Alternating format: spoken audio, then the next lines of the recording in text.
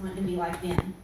And I feel like that's a lot how we are. We're like, oh, well, we can't do this, we can't do that, when really the world is striving to be like us, trying to be like we are with God, because we have an amazing walk with God, and we really need to cherish that and, be thankful for what we have.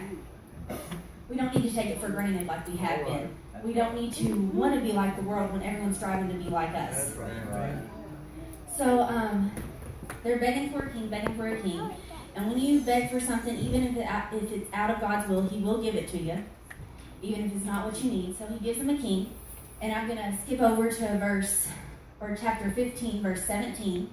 And Samuel's speaking to Saul here.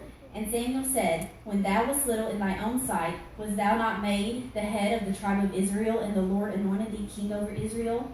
And I really like this verse because someone who has like their own self-esteem problems, and especially like in high school, middle school, we all like kind of feel like a slug going through there. I know I did, I still do sometimes. But no matter how little you are in your own sight, God can use you. God can use you no matter what you are or how you feel. Right. As long as you live for Him and you serve Him with your full heart, God can use anyone. Amen. Verse 18, and the Lord sent thee on a journey and said, go and utterly destroy the sinners, the Amalekites, and fight against them until they be consumed. Wherefore then didst thou not obey the voice of the Lord, but didst fly upon the spoil, and didst evil in the sight of the Lord? And Saul said unto Samuel, yea, I have obeyed the voice of the Lord, and have gone the way which the Lord sent me, and have brought Agag, the king of Amalek, and have utterly destroyed the Amalekites. But the people took of the spoil sheep and oxen, the chief of the things which should have been utterly destroyed, to sacrifice unto the Lord thy God in Gilgal. So to kind of summarize that, because I read it a little fast, Saul was ordered to destroy the Amalekites, and he was told to destroy everything, not to take of anything. He wanted it totally burned to the ground, destroyed. But due to his greed and kind of his people-pleasing ways, Saul decided to take a few things for himself and for his friends, like, well, it won't hurt if I let the king live. It won't hurt if I take a few sheep and oxen. I think that's how we're getting. Well, it won't hurt if I do this. It won't hurt if I do a little bit of this. But when God tells you to do something, it's important that we do it, because there's no strain. If God says we have to do it. All right. But another thing about Saul is Saul was the king. What he said goes. Like, I don't know if anyone's like ever wanted to be king before, but I mean, I sure have.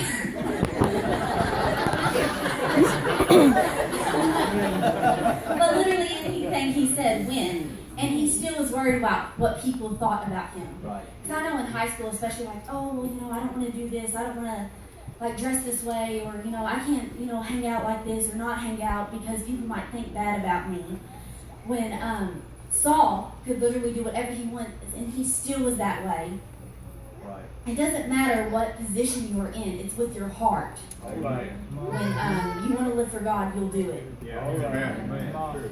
In verse 22, and Samuel said, hath the Lord as great delight in burnt offerings and sacrifices as in obeying the voice of the Lord?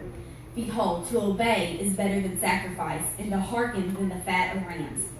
For rebellion is as the sin of witchcraft, and stubbornness is as iniquity and idolatry. Because thou hast rejected the word of the Lord, he hath also rejected thee from being king. Samuel was calling Saul out, like, hey, you did wrong, man. And Saul kept trying to make excuses. Oh, well, we were gonna sacrifice this.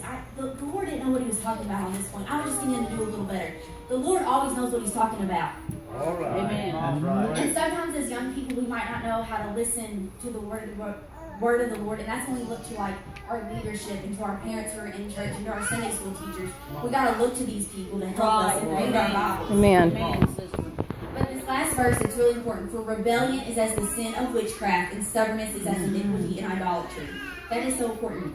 Rebellion and stubbornness, something that's kind of looked upon like that's cool these days, it is as witchcraft and idolatry. Amen. Come on, sis. That's why we really need to be careful what we're doing and how we're acting, because these little things can grow into big things that'll cost our son. Right. Amen. But thanks.